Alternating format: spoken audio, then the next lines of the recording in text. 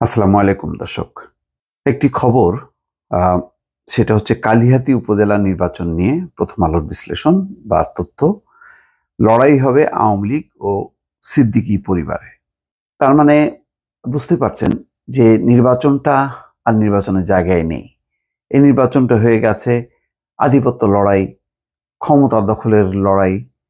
অর্থাৎ পুরোপুরি মানে মনে হচ্ছে যেন বাংলাদেশের সমস্ত এলাকাগুলো কিছু ব্যক্তি, আমি দল বলবো না, দল হলে তো তার দলের নীতি আদর্শ প্রতিফলন করত, কিন্তু অধিকাংশ ক্ষেত্রেই একটা দখলদারি, বিভিন্ন ব্যক্তির দখলদারিত্ব প্রতিষ্ঠিত হয়েছে। এবং এবারের উপজেলা নির্বাচনে কিন্তু সেটাই পরিষ্কার। এখানে দল একেবারে গৌণ হয়ে গেছে, দল ওপেন দিয়েছে, মানে যারাই নির্বাচিত হওয়া হও, সমস্যা নেই, সবাই তো আওয়ামী লীগের।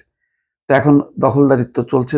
তেমনি একটি প্রভাব দেখা যাচ্ছে টাঙ্গাইলে সিদ্দিকী পরিবারে, মানে মূলত সিদ্দিকী পরিবারকে প্রতিনিধিত্ব করে লতিফ সিদ্দিকী আর কাদের সিদ্দিকী। তো লতিফ সিদ্দিকী এবার স্বতন্ত্র হিসেবে এমপি হয়েছেন, কাদের সিদ্দিকী হতে পারেননি।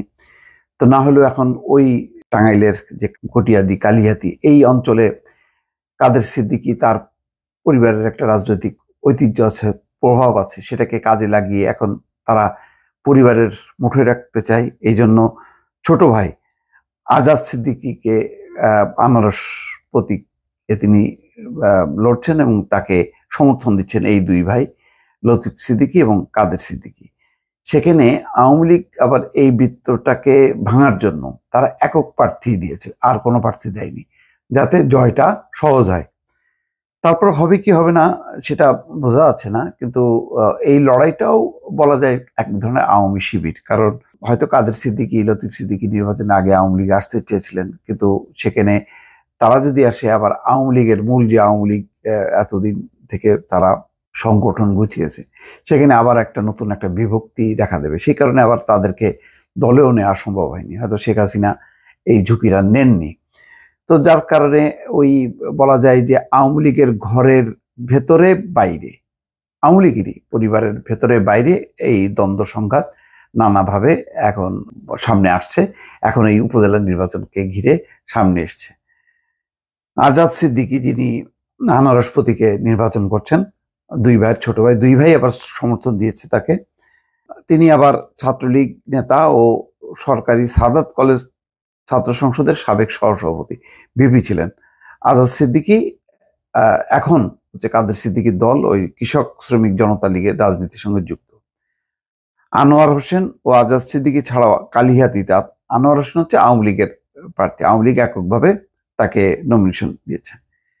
তো এখন লোকজন বলছেন যে সিদ্দিকী পরিবার জাতীয় সংসদ নির্বাচনের মতো কালিহাতী উপজেলা পরিষদ নির্বাচনেও বিজয়ী হয়ে তাদের রাজনৈতিক অবস্থান আরো সংহত করতে চাইছে। অন্যদিকে আওয়ামী লীগ সিদ্দিকী পরিবারের আধিপত্য রোধ করতে দলীয় প্রার্থীকে বিজয়ী করতে মরিয়া হয়ে মাঠে নেমেছে। তার মানে এই একটা উপজেলায় যেটা কাদের সিদ্দিকী বা এই পরিবারকে রোখার জন্য আওয়ামী লীগ ঐক্যবদ্ধ হয়েছে। কালিহাতীর রাজনীতিতে সিদ্দিকী পরিবারের একটি প্রভাব আছে। এই পরিবারের বড় সন্তান আব্দুল লতিফ সিদ্দিকী কালিহাতী থেকে আওয়ামী লীগের মনোনয়ন নিয়ে 5 বার এমপি হয়েছেন। তার স্ত্রী লাইলা সিদ্দিকী এবার স্বতন্ত্র প্রার্থী হয়ে এমপি হয়েছেন।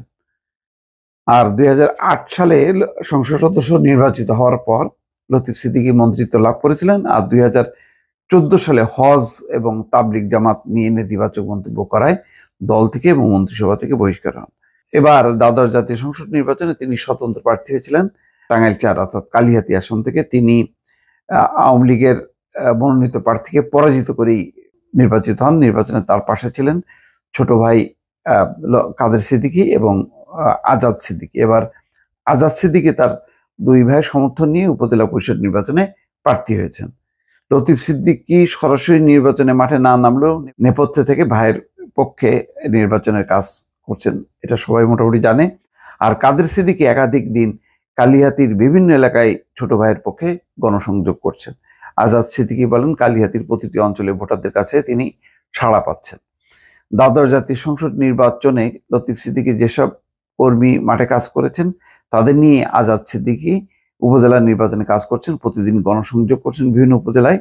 গত বৃহস্পতিবার আজাদ সিদ্দিকী পাই করা ইউনিয়নে গত শুক্রবার বল্লা ইউনিয়নে গণসংযোগ করেন। অন্যদিকে আনোয়ার হোসেন মোল্লা উপজেলা আওয়ামী লীগের নেতাকর্মীদের নিয়ে গণসংযোগ করছেন। উপজেলা আওয়ামী লীগের বিভিন্ন পক্ষের নেতারা আনোয়ার মোল্লার পক্ষে নির্বাচনী প্রচার অংশ নিয়েছেন।